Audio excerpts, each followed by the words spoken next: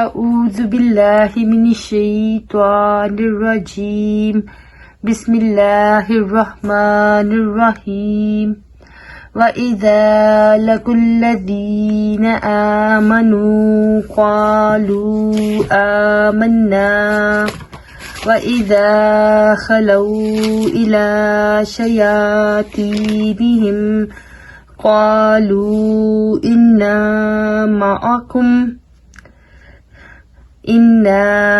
مَعَكُمْ إِنَّمَا نَحْنُ مُسْتَهْزِئُونَ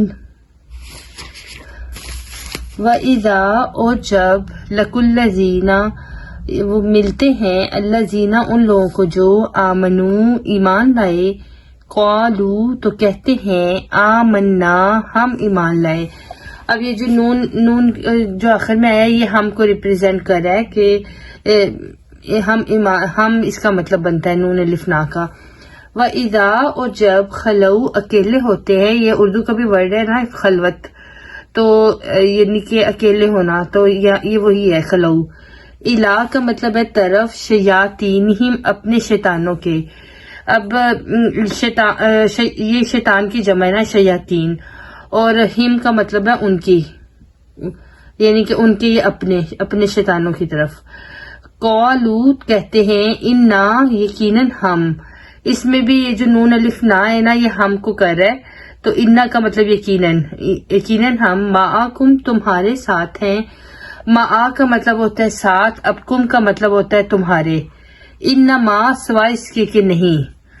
ویسے انما کا مطلب صرف میں بھی آتا ہے، اور اگر ویسے اور ماں کے دو مطلب ہوتے ہیں. ماں کا مطلب نہیں بھی ہوتا ہے، ماں کا مطلب کہیں جگہوں پہ جو بھی ہوتا ہے.